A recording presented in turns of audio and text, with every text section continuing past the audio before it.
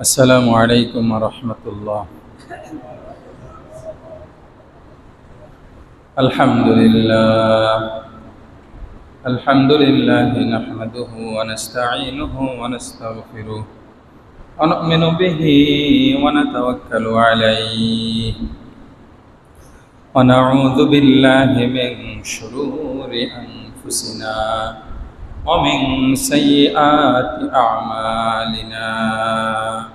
من يهده الله فلا مضل له ومن يضلله فلا هادي له، ونشهد أن لا إله إلا الله وحده لا شريك له، ونشهد أن سيدنا وسندنا وحبيبنا وحبيب ربنا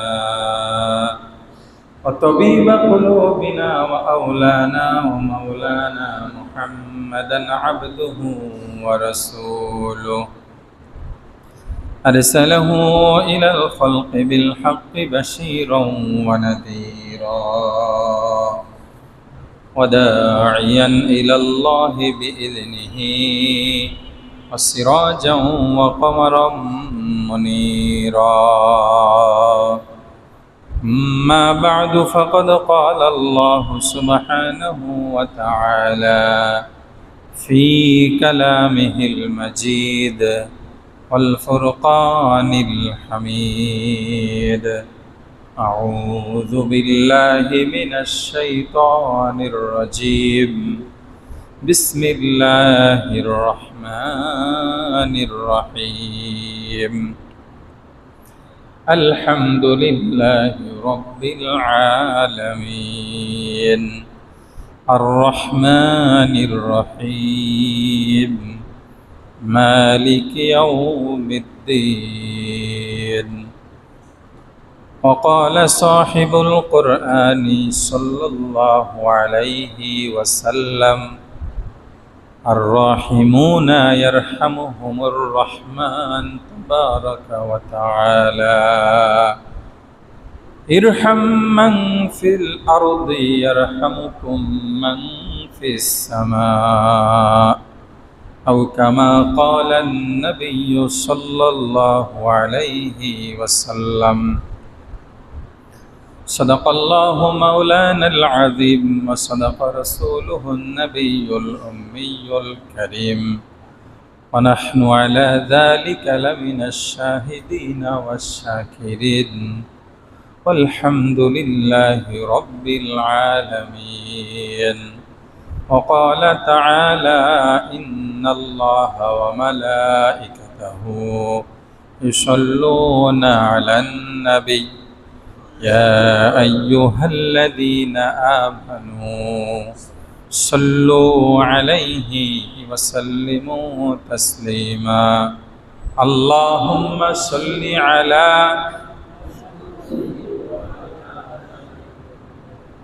كما صليت على إبراهيم وعلى آل إبراهيم إنك حميد مجيد. اللهم بارك على محمد وعلى آل محمد كما باركت على إبراهيم وعلى آل إبراهيم إنك حميد مجيد. بلغ العلا كشف الدجى بجماله، حسنت جميع خصاله. صلوا عليه وآله. رہے میرے مسکن حوالی کعبہ، بنے میرے مدفن دیار مدینہ. بلغ العلا بکمالہ کشف الدجى بجمالہ، حسنت جميع خصاله. सल्लु अलैहि व आलिहि। हम तो माइल बाकरम हैं, कोई साइल ही नहीं, राह दिखलाए कसे रहरबे मंजिल ही नहीं, बलगल उला बिकमालिही कशफद्दुजा बिजमालिही, हसनत जमीउ खिसालिही, सल्लु अलैहि व आलिहि। मुअज़्ज़ज़ मुहतरम हाजिरीन, सर्वप्रथम সেই মহান প্রভুর শুকরিয়া আদায় করি যিনি আপনাকে আমাকে অত্যন্ত দয়া করে মায়া করে মেহেরবানি করে পবিত্র জুমার দিন জুমার নামাজ আদায় করার লক্ষ্যে আগে আগে মসজিদে এসে দিনই কিছু কথা বলবার ও শুনবার সুযোগ করে দিলেন। সেই মহান প্রভুর প্রতি অন্তরের অন্তঃস্থল থেকে কালিমাতুশ শুকর জবান খুলে ভক্তি সহকারে সমস্বরে সুউচ্চ কণ্ঠে আলহামদুলিল্লাহ। আলোচনা চলতেছিল গত জুমায় সূরাতুল ফাতিহার তাফসীর সম্পর্কে। আজকের ধারাবাহিকতায় কিছু আলোচনা করা হবে। আল্লাহ তাআলা আমাকে ইখলাসের সাথে কথাগুলি উপস্থাপনের তৌফিক দান করেন, আমিন। আপনাদেরকেও আমলের নিয়তে অপর মুসলমানের নিকটে পৌঁছানোর নিয়তে মনোযোগ সহকারে শ্রবণ করার তৌফিক দান করেন, আমিন। মহাগ্রন্থ আল কোরআনুল কারীমের এক একটা সূরার সাথে আরেকটা সূরার সম্পর্কটা অত্যন্ত গভীর। এক একটা আয়াতের সাথে আরেকটা আয়াতের সম্পর্কটা গভীর। সূরাতুল ফাতিহার তাফসীর লাগাতার যদি অনেক জুমাও করা হয় শেষ করা সম্ভব না। যতদূর সম্ভব সংক্ষেপে করার চেষ্টা করা হচ্ছে। এই সংক্ষিপ্তটাকেই আল্লাহ তাআলা আমাদের বুঝার তৌফিক দান করেন, আমিন। সূরাতুল ফাতিহার প্রেক্ষাপট সম্পর্কে আলোচনা গেছে, শানে নুজুল যেটাকে বলে। সূরাতুল ফাতিহার নামকরণের কারণ গেছে, জানা হয়ে গেছে। বিসমিল্লাহর বিষয় আলোচনা সংক্ষেপে হয়েছে। সূরাতুল ফাতিহার প্রথম নাম্বার আয়াতের ভিতরে আল্লাহ তাআলা কি বললেন? আলহামদুলিল্লাহি রাব্বিল আলামিন। সমস্ত প্রশংসা ওই আল্লাহ তাআলার যিনি সমস্ত জগতের মালিক। এখানে এসে আলোচনা স্টপ হয়ে গেছে। বলে সমস্ত প্রশংসা আল্লাহ তাআলার। কেন? বলে তার কারণ হলো তিনি হলেন রব্বুল আলামিন, সমস্ত জগতের মালিক। সুবহানাল্লাহ। এই সমস্ত জগতের মালিক হওয়ার পরে তার শুকরিয়া কেন আদায় করতে হবে? বলে সমস্ত জগৎকে আল্লাহ তাআলা তৈরি করেছেন আমাদের খেদমতের জন্য। সুবহানাল্লাহ।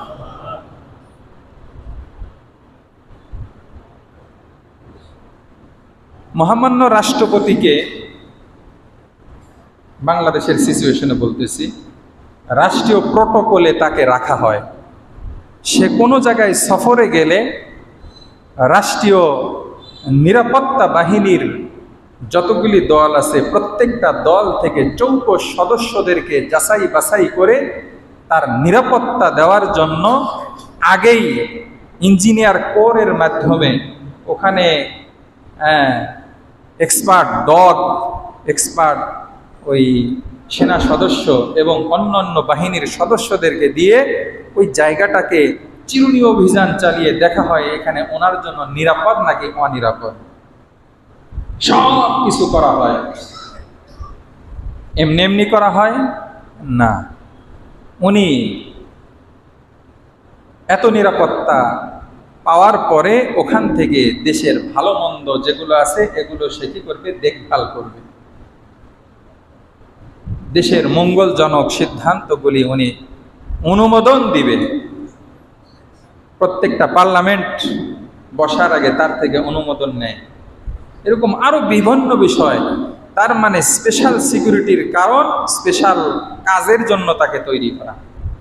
তাকে ওখানে নির্বাচন করা, নির্ধারণ করা। আল্লাহ তাআলাও অসংখ্য মাখলুকাত তৈরি করেছেন জিন ও ইনসানের খেদমতের জন্য। সুবহানাল্লাহ। বলে আল্লাহ তাআলা জিন ইনসানকে তৈরি করেছেন স্পেশাল একটা কাজের জন্য, সেটা হলো আল্লাহ তাআলার একাত্মবাদী স্বীকার করা এবং একনিষ্ঠভাবে তার সামনে নিজেকে সমর্পণ করার মাধ্যমে মুসলমান হিসেবে নিজেকে প্রতিষ্ঠিত করা। ব্যক্তি জীবনে, পারিবারিক জীবনে, সামাজিক জীবনে, রাষ্ট্রীয় জীবনে, বৈশ্বিক জীবনে সব জায়গায় আল্লাহর একত্ববাদকে প্রতিষ্ঠা করার জন্য চেষ্টা করা। এই কারণেই আল্লাহ তাআলা আমাদেরকে তৈরি করেছেন। কথা বলেন ঠিক কিনা? আল্লাহ তাআলা এত কিছু তৈরি করেছেন আমাদের খেদমতের জন্য। মহামান্য রাষ্ট্রপতি যতদিন পর্যন্ত রাষ্ট্রের গুরুত্বপূর্ণ বিষয়গুলি সুচারুভাবে পরিচালনা করবে, ততদিন পর্যন্ত রাষ্ট্রপতি পদে তাকে রাখা হবে। আর যখন সে তার দায়িত্ব থেকে পিছপা হবে অথবা শারীরিক অবনতির কারণে যদি অসুস্থ হয়ে পড়ে, তার দায়িত্ব যদি যথাযথভাবে আদায় করতে না পারে, ওখানে আরেকজনকে নিয়োগ দেওয়া হবে, ওখানে তাকে বরখাস্ত করা হবে। বলে আমাকে আপনাকেও আল্লাহ তাআলা সৃষ্টি করেছেন তার দাসত্বের জন্য, সৃষ্টি করেছেন তার জমিনে তার হুকুমত বাস্তবায়নের জন্য। যখন আমরা এগুলো ভুলে গিয়ে যখন আমরা অন্য পথে চলব, আল্লাহ তাআলা আমাকে আপনাকে বরখাস্ত করে ওই জায়গার ভিতরে যোগ্য লোকগুলিকে আল্লাহ তাআলা নির্বাচন করে দিবে। আমি আপনি যদি দায়িত্ব পালন না করি, আমি আপনি মাহরুম হব। আমি আপনি কি হব? মাহরুম হব। এই জন্য আমাদেরকে খুব সাবধান থাকতে হবে। আদ-দুনিয়া খুলিকাত লাকুম ওয়া আনতুম খুলিকতুম লিল আখিরাহ। আল্লাহ তাআলা তার রাসূলের মাধ্যমে আমাদেরকে জানিয়ে দিলেন, ও আমার বান্দারা, সমস্ত জাহানের যা কিছু তোমরা দেখো, যা কিছু না দেখো, সবগুলি তোমাদের খেদমতের জন্য আমি তৈরি করেছি। আর তোমাদেরকে শুধুমাত্র কেবলমাত্র স্পেশাল আমার জন্যই তৈরি করেছি।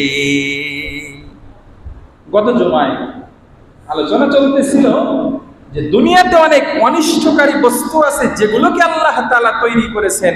বাহ্যিক দেখতে গেলে সেটা আমাদের ক্ষতিকর হলেও বাস্তবে সেটা ক্ষতিকর না, বরং সেগুলো আমাদের জন্য উপকারী। কথা বলে ঠিক কিনা? হ্যাঁ, এই জন্য বুঝে আসলেও সেটা উপকারী, বুঝে না আসলেও উপকারী।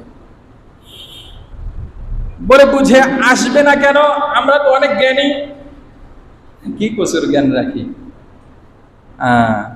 যুগের নবীকে পর্যন্ত আল্লাহ তাআলা নিজেকে জ্ঞানী মনে করার সাথে সাথে আল্লাহ তাআলা তার চাইতে জ্ঞানীর সাথে সাক্ষাতের আদেশ করেছিলেন। নবী মুসা আলাইহিস সালাম তার জামানার ভিতরে একদিন আলোচনা করতেছেন, বক্তব্য দিচ্ছেন উম্মতের সামনে। একজন তাকে প্রশ্ন করতেছে, নবীজি, আপনার কাছে আমার একটা জানার বিষয়, এই জামানার ভিতরে সবচাইতে বড় জ্ঞানী কে বলেন তো দেখি। হযরত মুসা আলাইহিস সালাম বললেন, উনি তখন চিন্তা করে দেখলেন আল্লাহ তাআলা যেই যুগে নবী হিসেবে কাউকে পাঠান, বলে ওই নবীকে ওই যুগের শ্রেষ্ঠ ইলম এবং জ্ঞান দান করেন। উনি এই জ্ঞানের প্রেক্ষিতে বললেন, এই যুগের ভিতরে সবচাইতে বড় জ্ঞানী হলাম আমি। কি বললেন? আমি যখন বলছেন আল্লাহ তাআলার কাছে বিষয়টা ভালো লাগে নাই। হাসানাতুল আবরার সাইয়্যাতুল লিল মুকাররাবিন। আল্লাহ তাআলার একটা মূলনীতি হলো আল্লাহর নৈকট্যশীল বান্দাদের জন্য ওটাও অপরাধ যেটা সাধারণদের জন্য জায়েজ, বৈধ। আল্লাহ তাআলা মুসার থেকে এটা চান নাই। উনি এরকম চেয়েছিলেন যে মুসা আলাইহিস সালাম বলবে আল্লাহই ভালো জানে। কে ভালো জানে? আল্লাহ ভালো জানে। এটা যখন বলেন নাই, বলছেন আমি সবচাইতে জ্ঞানী, এইবার মূসা আলাইহিস সালামের উপর ওহী নাযিল হলো, ও মূসা, তোমার চাইতেও জ্ঞানী ব্যক্তি আমার কাছে আছে, তুমি যাও, সফর করতে করতে যাও তার কাছে গিয়ে তুমি তার থেকে জ্ঞান অর্জন করে আসো। আল্লাহ তাআলা তখন তাকে বললেন, তুমি নদীর ধার দিয়ে সামনের দিকে অগ্রসর হতে থাকবে। মজমায়ে বাহার, দুই নদীর সঙ্গম স্থল, যেখানে দুই নদী এসে দুই মোহনা এক জায়গায় হয়েছে, ওই জায়গায় যাওয়ার পরে তোমার কাছে একটা নিদর্শন আমি রাখতে বললাম, একটা মাছ তুমি সাথে নিয়ে যাবে। এই মাছটা দুই নদীর সঙ্গম স্থলে গিয়ে যখন নিরুদ্দেশ হয়ে যাবে, ওই জায়গাতে গেলেই তুমি আমার সেই বান্দা জ্ঞানী ব্যক্তি যে তোমার চাইতে বেশি জ্ঞান রাখে তার সাথে তুমি সাক্ষাৎ পাবে। যুগের নবী মূসা আলাইহিস সালাম যখন সামনের দিকে যাচ্ছেন, সফর সঙ্গী হিসাবে হযরত ইউশা আলাইহিস সালামকে সাথে নিলেন, তার কাছে ওই মাছের ব্যাগের দায়িত্ব দিলেন, ইউশা তুমি সাথে রাখবা এটা। চলতে চলতে অনেক দূর যাওয়ার পরে এক জায়গায় গিয়ে হযরত মূসা আলাইহিস সালাম ঘুমে পড়ে গেলেন, ঘুমে চলে গেলেন। যখন ঘুমন্ত অবস্থায় আছেন, এই টাইমের ভিতরে ওই থলের ভিতর থেকে মাছটা বের হয়ে নদীর ভিতরে চলে গেল। ঘুম থেকে যখন জাগ্রত হলেন, হযরত ইউশা আলাইহিস সালামের দায়িত্ব ছিল মূসা আলাইহিস সালামকে স্মরণ করে দেওয়া, যে এখানেই কিন্তু মাছ চলে গেছে। কিন্তু উনি ভুলে গেলেন। ভুলে যাওয়ার পরে আরো অনেক দূর রাস্তা সামনের দিকে যখন অগ্রসর হইলেন, হওয়ার পরে বলতেছে, ও ইউশা, তোমার কাছে যে মাছ রেখেছিলাম, মাছের খবর কি আমাকে বলো। হযরত ইউশা আলাইহিস সালাম জিভাতে কামড় দিয়ে বলে, ইন্না লিল্লাহ, আমি তো ভুলে গেছি। ওই যে আপনি এক জায়গায় ঘুমিয়ে গিয়েছিলেন, ওই ঘুমন্ত অবস্থায় মাছ তো নদীতে চলে গেছে। আরে কি করলাম, ওই জায়গায় তো আমাদের গন্তব্য ছিল। আবারও চলো পিছন দিক যাই। পিছন দিক দীর্ঘ সময় চলার পরে যখন আবারও পূর্বের জায়গায় ফিরে আসলেন, এসে দেখলেন একজন মানুষ শুভ্র চেহারার অধিকারী, সুন্দর চেহারার অধিকারী দাঁড়ানো আছে। এসে সালাম দিলেন, বললেন, আপনি কে? বলে, আমি হলাম আল্লাহ তাআলার বান্দা খিজির। বলে বলতেছে, আপনার সাথে সাক্ষাতের জন্য আমি আল্লাহর পক্ষ থেকে আদেশ প্রাপ্ত হয়েছি, তাই এসেছি। আপনার সাথে আমি থাকতে চাই, আপনার কাছ থেকে আমি কিছু ইলম অর্জন করতে চাই, জ্ঞান অর্জন করতে চাই। হযরত খিজির আলাইহিস সালাম বললেন, আপনি আমার সাথে থাকতে পারবেন না। তার কারণ হলো, আপনি যদি আমার সাথে থাকেন তাহলে মুখ বন্ধ রাখতে হবে। কি বন্ধ রাখতে হবে? মুখ বন্ধ রাখতে হবে। এমন কিছু কাজ আপনি হতে দেখবেন যেটা আপনার বুঝে আসবে না। যেটা আপনার কি আসবে না? বুঝে আসবে না। বলে বুঝে আসলেও আপনার চুপ থাকতে হবে, না আসলেও চুপ থাকতে হবে। পরবর্তীতে এর ব্যাখ্যা আমি নিজেই আপনাকে বলে দেব। কথাটা বুঝেন নাই? বড়রা যখন বড়দের সাথে কোথাও যায়, কোনো একটা ঘটনা ঘটতে দেখে বলে, আব্বু এটা কি হয়েছে? বলে, থামো, বাসায় গিয়ে বুঝো মনি। কি বলেন? এরকম বলে না? বলে, বাচ্চা যদি একটু ভদ্র হয়, বলে ঠিক আছে, আর যদি পাজি টাইপের হয়, না তোমার এখন বলতে হবে, নতুবা ছাড়বো না। এরকম করে না? হযরত মূসা আলাইহিস সালাম উনি তো নবী, যে খেলাফে আদব কিছু হবে উনি চুপ থাকবে, এটা তো হবে না। এটা তো হযরত খিজির আলাইহিস সালামের জানা আছে। এই জন্য বললেন, আপনি তো থাকতে পারবেন না। বলে, না আমি পারবো। বলে, পারবেন তো? বলে, হ্যাঁ। বলে, তাহলে চলেন সামনের দিকে যাই। কিছুদূর যখন অগ্রসর হইলেন, অগ্রসর হওয়ার পরে এবার নদী পার হবে। নদীর তীরে যখন পৌঁছে গেলেন, নদী পার হওয়ার জন্য মাধ্যম তো লাগে নৌকা। বলে, সুন্দর একটা ডিঙ্গি নৌকা আসতেছে, ব্যবসায়িক নৌকা। নৌকাওয়ালাকে দূর থেকে ডাক দিলেন। নৌকাওয়ালা পাড়ের ভিতরে ভিড়লো, ভিড়ার পরে বলতেছে, আমাদেরকে একটু ওপার নিয়ে দিতে হবে। বলে, সমস্যা নাই, ওঠেন। তবে উঠতে পারেন, শর্ত কিন্তু একটা আছে, প্রত্যেকের থেকে টাকা নেই, কিন্তু আপনাদের থেকে এক পয়সাও আমরা নিতে রাজি না। সবার থেকে টাকার বিনিময়ে আমরা মানুষকে সেবা দেই, কিন্তু আপনাদের সাথে আমাদের চুক্তি হলো আপনাদের থেকে কোনো পয়সা নেব না। যদি পয়সা নেন, তার পয়সা দিতে চান, তাহলে আপনাদেরকে পার করবো না। এইবার হযরত খিজির এবং মূসা আলাইহিস সালাম দুইজন উপরে উঠলেন। নৌকায় ওঠার পরে এইবার হযরত খিজির আলাইহিস সালাম উঠে বসার আগেই ওনার হাতে একটা কুঠার ছিল, আমাদের সিরাজগঞ্জের আঞ্চলিক ভাষায় বলে কুড়াই, বুঝেন তো, এটা দিয়ে কোপ দিয়ে একটা তক্তা তুলে ফেলাইলো। এবার বলেন তো দেখি, বেচারারা টাকার বিনিময় ছাড়া, কোনো পারিশ্রমিক ছাড়া নদীর ওপারে নেওয়ার জন্য চুক্তিবদ্ধ হলো, এটা উপকার করলো না ক্ষতি করলো? উপকারের বিনিময়ে দায়িত্ব কি ছিল? তাদের জন্য কোনো ক্ষতিকর বিষয় যদি আসে সেটাকে সমাধান দেওয়া, বরং সেটা না করে উল্টা তাদের সুন্দর নৌকাটাকে ভেঙে ওখান থেকে একটা তক্তা তুলে ফেললো। শরীয়তের নবী হযরত মূসা আলাইহিস সালাম কি আর চুপ থাকতে পারে? কথা বলে না, চুপ থাকতে পারে? এটা কি বৈধ না অবৈধ? শরীয়তের দৃষ্টিতে অবৈধ না? হযরত মূসা আলাইহিস সালাম বললেন, এটা আপনি কি করলেন? বলে, আপনাকে আগেই বলছিলাম আপনি কিন্তু আমার সাথে থাকতে পারবেন না। বলে, সরি, আফওয়ান, ভুল হয়ে গেছে, আর এরকম করব না। ঠিক আছে, সামনে চলেন। কিছু দূর যখন অগ্রসর হচ্ছে, নদীর ওপারে যাওয়ার পরে অগ্রসর হইতে হইতে দেখে এক জায়গার ভিতরে অনেকগুলি ছেলে মেয়ে খেলাধুলা করতেছে, নাবালেগ ছোট ছোট বাচ্চারা। ওর ভিতরে সুন্দর একটা বাচ্চা বলে, এদিকে আসো। যখন কাছে আসছে, গলাটা ধরে মোড়ন দিয়ে মেরে ফেলে দিল। গলার ভিতরে এরকম চাপ দিয়ে একদম মেরে ফেলে দিল। হযরত মূসা আলাইহিস সালাম বললেন, এটা কি করলেন? বলে, আপনাকে আগেই বলেছিলাম আপনি আমার সাথে থাকতে পারবেন না। কেন আবার প্রশ্ন করলেন? বলে, সরি, ভুল হয়ে গেছে, এইবার আপনার সাথে শুধু সরি বলে ক্ষান্ত হব না। এরপরে আপনার সাথে আমার কন্টাক্ট হলো, এরপরে যদি আবার প্রশ্ন করি তাহলে ওখানেই আপনার সাথে আমি বিচ্ছেদ হয়ে যাব, আপনার সাথে আর চলবো না। বলে, ঠিক আছে, চলেন।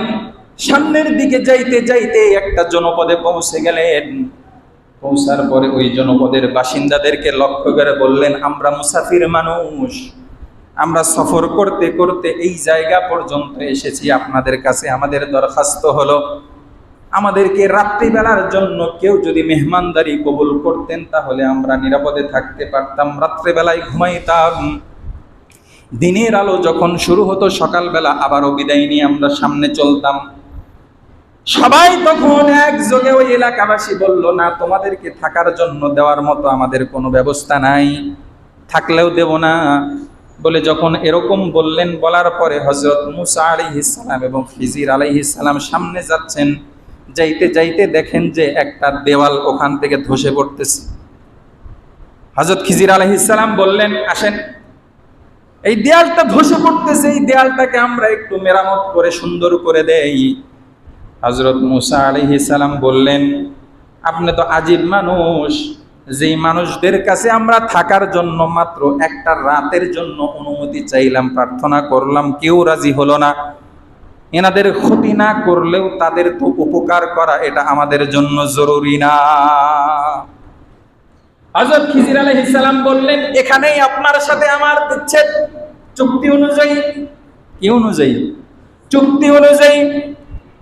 বলে, চুক্তি অনুযায়ী বিচ্ছেদ, তবে বিচ্ছেদের আগে আপনার কাছে যে আমার ওয়াদা ছিল প্রত্যেকটা ঘটনাকে আপনার সামনে আমি বিশ্লেষণ করে আপনার ভুল ধারণা ভেঙে দেব। সেটা হলো এই জন্য, এই যে 3টা কাজ আমি করেছি আমার ইচ্ছায় একটাও করি নাই। আমার আল্লাহ আমাকে ভবিষ্যতের জ্ঞান দিয়েছেন, ভবিষ্যতে কি হতে পারে এটা আমি বুঝতে পারি, জানতে পারি, এই জ্ঞান আল্লাহ তাআলা আমাকে দান করেছেন। এর কারণেই আমি যখন প্রথম ওই যে নৌকার ভিতরে উঠলাম, ওই নৌকার ভিতরে ওঠার সাথে সাথে সে আমাদেরকে পারিশ্রমিক ছাড়া নদী পার করবে। আমি দেখতেছিলাম কিছু দূর পর যখন তারা আর একটা এলাকার ভিতরে পৌঁছে যাবে, ওই এলাকার একটা জালেম বাচ্চা আছে। ওই জালেম বাচ্চা যে নৌকাগুলি আসে প্রতি মুক্ত ভালো নৌকা যেগুলো পায় সবগুলি ক্রয় করে নিয়ে নেয়, আর ভাঙা এবং ত্রুটিযুক্ত নৌকা যেটা পায় সেটা ছেড়ে দেয়। এই 2টা ভাই তারা সারাদিন মেহনত করে এই নৌকার মাধ্যমে নিজেদের জীবিকা নির্বাহ করে। আমি যদি তাদের নৌকাটা অক্ষত অবস্থায় ছেড়ে দেই তাহলে জালেম বাচ্চা তাদের থেকে নৌকাটা ছিনিয়ে নিবে, আর তক্তাটা ভেঙে দেওয়ার কারণে এই জালেম বাচ্চা থেকে নিষ্কৃতি পাবে। একটা তক্তা পরবর্তীতে তারা মেরামত করে নিতে পারবে, এই জন্য আমি নৌকাটা ভেঙে দিয়েছিলাম। হযরত মূসা আলাইহিস সালাম বলেন, তাহলে তো ঠিকই করছেন। বলে 2 নাম্বার যে আমি আরেকটা বাচ্চাকে হত্যা করলাম, আমি দেখতেছিলাম এই বাচ্চাটা বড় হয়ে লুচ্চা এবং বদমাইশ হবে, ডাকাত হবে, তার মা বাবা নেককার পরহেজগার, মা বাবার জন্য বদনাম বয়ে আনবে, মা বাবার জীবনটা তারা দুর্বিষহে পরিণত করে ফেলবে, মা বাবার তারা জীবনটা দুর্বিষহ যেন করতে না পারে, এই জন্য আমি তাকে ছোটবেলায় হত্যা করলাম। আমি আশা করি আল্লাহ তাআলা এর পরিবর্তে আল্লাহ তাআলা তাকে একটা নেককার সন্তান দান করবেন। বলে আসলে যদি হয় তাহলে তো এটাও ঠিক। বলে 3 নাম্বার যে আমি দেয়ালটা ঠিক করলাম, আল্লাহ তাআলা আমাকে জানায় দিয়েছেন এই দেয়ালটা হলো একটা ইয়াতিম বাচ্চার, তার মা বাবা কবরে চলে গেছে, ইয়াতিম বাচ্চা তার মা বাবা এই দেয়ালের ভিতরে গচ্ছিত সম্পদ রেখে গেছে। এই অবস্থায় দেয়ালটা যদি ভেঙে পড়ে যায় তাহলে এখান থেকে ওই গুপ্তধন যদি বের হয় তাহলে অন্যরা লুণ্ঠন করে নিয়ে যাবে, এটাকে দেখভাল করে রাখতে পারবে না। এই জন্য এটাকে আমি সুন্দর মতে মেরামত করে সুন্দর করে দিলাম। যখন এই বাচ্চাটা প্রাপ্তবয়স্ক হয়ে যাবে তখন সে যেন তার মা বাবার রেখে যাওয়া সম্পদ থেকে নিজে উপকৃত হয়ে নিজের জীবনটা সুন্দরভাবে পরিচালনা করতে পারে, এই জন্য দেয়ালটা ঠিক করে দিলাম। হযরত মূসা আলাইহিস সালাম বললেন, এটাও তো ঠিক, যেহেতু মা বাবা ভালো ছিল, এলাকার লোক খারাপ হলে কি হবে, ছোট বাচ্চা সে তো কোনো অপরাধ করে নাই, সে তো চাইলে আমাদের মেহমানদারি করতে পারবে না, তাহলে তার উপকার করা এটাও তো ঠিক। বলে এটাও ঠিক। এইবার হযরত মূসা আলাইহিস সালাম বুঝতে পারলেন যে না, আমি যদিও বা অনেক বড় জ্ঞানী, কিন্তু আমার চাইতেও জ্ঞানী মানুষ আরো দুনিয়াতে আছে। বলে এখান থেকে আমাদের শিক্ষা কি?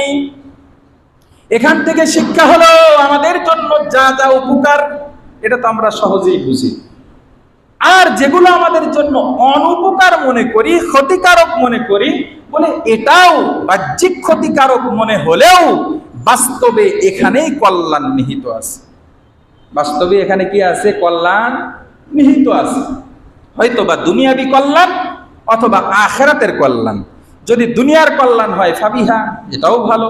যদি দুনিয়ার কল্যাণ না হয় আখিরাতের কল্যাণ হয় তাহলে তো আরো ভালো, তাহলে আরো ভালো না? হ্যাঁ, এই জন্য প্রত্যেকটা বিষয়ের ভিতরে আমরা এই বিষয়টা খেয়াল রাখবো। আর একটা বিষয় হলো নিজেকে কখনো সব জানতা শমশের মনে করব না। যুগের নবী মূসাই যদি নিজেকে সবচাইতে জ্ঞানী মনে করার কারণে, জ্ঞানী হিসেবে প্রকাশ করার কারণে আল্লাহ তাকে আর এক জ্ঞানীর কাছে পাঠাইলো। নবীরা তো আল্লাহর স্পেশাল মানুষ। আমাকে আপনাকে নিজেকে জ্ঞানী মনে করলে অহংকার নামক জিনিসটা ভিতরে চলে আসবে। আসার পরে আমাকে আর আপনাকে তো আল্লাহ তাআলা আর এক নবীর কাছে পাঠাবে না, আমার আর আপনার জন্য ধ্বংস অবধারিত। এই জন্য সাবধান, অহংকার মুক্ত জীবন নিজের জন্য নির্বাচন করা, নিজের জন্য গ্রহণ করা প্রত্যেকটা বনি আদমের জন্য, প্রত্যেকটা মুমিন মুসলমানের জন্য অত্যন্ত জরুরি। কথা বলেন ঠিক কিনা? 2টা বাংলা বই পড়েই নিজেকে মনে করতেছেন আমি তো আলেমের চেয়ে কম না। খুব সাবধান, এটা মনে করার সুযোগ নাই। যারা প্রকৃত আলেম তারাই তো নিজেকে কখনো যোগ্য মনে করে না, তারা তো নিজেকে সবসময় ছোট মনে করে। কথা বুঝে আইছে? হযরত হাকিমুল উম্মত মুজাদ্দিদুল মিল্লাত হযরত শাহ আশরাফ আলী থানভী রাহমাতুল্লাহি আলাইহি ঘটনা শোনাইছি আপনাদেরকে। ওনার মুরিদ একজন এসে বলতেছে, আবুল হাসান মজদুব রাহমাতুল্লাহি আলাইহি, হুজুর আমার তো একটা সমস্যা। কি সমস্যা? বলে আমি যখন চলাফেরা করি, মানুষের সাথে চলি, সবচাইতে নিজেকে খারাপ মনে হয়, দিল থেকে খারাপ মনে হয়। অনেকে তো মুখে বলে আমি সবার চেয়ে খারাপ, মুখে বলা এক জিনিস, দিল থেকে আসা এক জিনিস, দিলেরটা হলো আসল। তখন বলতেছে বাস্তবে এটা? বলে হ। আবুল হাসান মজদুব কি? উনি ছিলেন ব্রিটিশ পিরিয়ডে একটা জেলার ডিসি। একটা জেলার কি? ডিসি। ব্রিটিশ পিরিয়ডে জেলাগুলো কত বড় বড় ছিল চিন্তা করেন, পুরো জেলার দায়িত্ব ছিল। সে যখন থানভী রহমতুল্লাহি আলাইহির দরবারে গেছে, এবার ডিসিগিরি সব ছেড়ে দিয়ে আল্লাহওয়ালা হয়ে গেছে। সুবহানাল্লাহি ওয়া বিহামদিহি। কথা বুঝে গেছে? আবুল হাসান নজরুল রহমতুল্লাহ আলাইহি বলতেছে যে আমাকে তো সবচেয়ে ছোট মনে হয়। বলে তুমি যদি বাস্তবেই এটা হয়, বলে এবার আমারটা শোনো। কে বলতেছে? থানভী রহমতুল্লাহ আলাইহি বলতেছে আমারটা শোনো, আমিও যখন তোমাদেরকে নিয়ে মজলিসে বসি অথবা যেখানেই চলি, ঈমানদারদেরকে ফিলহাল আমার চেয়ে ভালো মনে হয়। কাদেরকে? ঈমানদারদেরকে। আর যারা বেঈমান, কাফের এবং মুশরিক, তাদেরকেও আমার চেয়ে ভালো মনে হয় আখির আঞ্জামের দিকে খেয়াল করে, শেষ পরিণতির দিকে খেয়াল করে। কেমনে? বলে এখন সে কাফের আছে, হিন্দু আছে, বৌদ্ধ আছে, খ্রিস্টান আছে, হতে পারে মৃত্যুর আগে ঈমানদার হয়ে আল্লাহর ওলি হয়ে কবরে যাবে। আমি আশরাফ আলী থানভী হতে পারি ঈমান হারা হয়ে, বেঈমান হয়ে তো কবরে যাওয়ার সম্ভাবনা আছে। সেই দিক থেকে একজন কাফের আমার চেয়ে ভালো, আখির আঞ্জামের দিকে খেয়াল করে। আর ঈমানদার আমার কাছে এখনই ভালো, তার কারণ তার ভিতরে যে ঈমান আছে আমার চাইতে তো মজবুত হতে পারে, বাহ্যিক সে গুনাহগার হতে পারে, কিন্তু আমার চাইতে ভালো ঈমানদার হওয়ার সম্ভাবনা আছে না? অবশ্যই আছে। এই জন্য খুব সাবধান। এই দুইটা বিষয় আমাদের এখান থেকে শিক্ষণীয় আছে। আল্লাহ তাআলা আমাদেরকে বুঝার তৌফিক দান করেন, আমিন। বলে 2 নম্বর আয়াতের ভিতরে আল্লাহ তাআলা বলেন আর রহমানির রহিম, সমস্ত প্রশংসা ওই আল্লাহর, যিনি হলেন সমস্ত জাহানের প্রতিপালক, এবং আর রহমান, যিনি পরম করুণাময়, আর রহিম, যিনি অত্যন্ত দয়ালু। যিনি আর রহমান এবং রহিম, পরম করুণাময়, অত্যন্ত দয়ালু। বলে আর রহমান লিখতে যতগুলি হরফ লাগে, আর রহিম লিখতে তার চেয়ে কম লাগে। আর রহমান লিখতে র, হা, মিম, আলিফ, নুন, কয়টা লাগলো? 5টা। র, হা, মিম, আলিফ, নুন। আর রহিম লিখতে লাগে র, হা, ইয়া, মিম, 4টা। আর একটার লাগে 5টা। বলে কাসরাতুল মাবানি তাদুল্লু আলা কাসরাতিল মাআনি। আরবি ব্যাকরণের একটা ধারা হলো, একটা মূলনীতি হলো, যেই শব্দ লিখতে হরফের সংখ্যা বেশি লাগে, বলে তার বিপরীত শব্দ যদি একই ধরনের অর্থবোধক হয়, দুইটা শব্দ একই অর্থে বোঝায়, দুইটা শব্দ একই অর্থে বোঝায়। বলে এই 2 শব্দের ভিতরে যেই শব্দ লিখতে আরবি বর্ণমালা বেশি লাগে, হরফ বেশি লাগে, বলে সেই অর্থটা ব্যাপক হয়। সেই শব্দটা কি হয়? ওই অর্থ বুঝাইতে ব্যাপক বুঝায়। তার মানে রহিমের চাইতে রহমানের রহমত, রহিম মানেও দয়ালু, রহমান মানেও কি? দয়ালু। তবে রহমানের দয়াটা বিস্তৃত, এটা কি? বিস্তৃত। আর রহিমের দয়াটা এটা হলো বিস্তৃত না, এটা হলো সীমাবদ্ধ। এর ব্যাখ্যার ভিতরে মুফাসসিরিন ইকরাম তাফসীরের কিতাবের ভিতরে লেখেন যে রহমানের রহিমের দ্বারা আল্লাহ তাআলা দুনিয়াতে মানুষের সাথে আচরণ করতেছে। দুনিয়ার ভিতরে আল্লাহর রহমতটা বিস্তৃত, এটা আম, সবাই এখানে পাবে, সবাই এখানে পাবে। মুসলমানও পাবে, কাফেরও পাবে, আস্তিকও পাবে, নাস্তিকও পাবে। কথা বুঝে আইছে? ভণ্ডও পাবে, নেককারও পাবে, সন্ত্রাসীও পাবে, নিরীহও পাবে, জালেমও পাবে, মজলুমও পাবে। মোট কথা সবাই এখানে আল্লাহর দয়া ভোগ করবে। কোথায়? দুনিয়াতে। এই জন্য আল্লাহ তাআলা দুনিয়ার ভিতরে রহমানের সিফত ধারণ করছেন। তাই তো আল্লাহর কলি বলেন দোস্তারা কুজা কুনি মাহরুম তুকে বা দুশমনা নজরদারি। ও আল্লাহ, দুনিয়ার ভিতরে তুমি তোমার দুশমন যারা আছে, যারা তোমার হুকুম মানে না, যারা নামাজ পড়ে না, যারা রোজা রাখে না, যারা তোমাকে বিশ্বাস করে না, যারা তোমার হুকুমের দিকে কখনো ভ্রুক্ষেপ করে না, তাদেরকেই যদি তুমি না খেয়ে না রাখো, তাদের প্রতি যদি তুমি দয়াবান হও, তাহলে তোমার প্রিয় বান্দাদের প্রতি কেমনে দয়াহীন হবে? কথা বুঝে আইছে? আমার ওস্তাদে মুহতারাম হযরত ইউসুফ নিজামী রাহমাতুল্লাহি আলাইহি আমাদের ছাত্রদেরকে সামনে নিয়ে যখন বয়ান করতেন, তখন এভাবে বলতেন। যেমন আলহামদুলিল্লাহ পরিস্থিতি তো এখন অনেকটা স্বাভাবিক হয়ে গেছে। এখন তো ধনীদেরও অনেকের সন্তান মাদ্রাসায় পড়ে। আমরা যখন পড়েছি তখন তো এলাকার দরিদ্রদের সন্তানই বেশি মাদ্রাসায় পড়তো, ধনী পরিবার থেকে হঠাৎ দিয়ে একজন পড়তো। হুজুর আমাদেরকে লক্ষ্য করে এইভাবে বলতেন, এ বেটারা তোমাদের মন খারাপ কেন? এইভাবে বলতেন মন খারাপ করো কেন?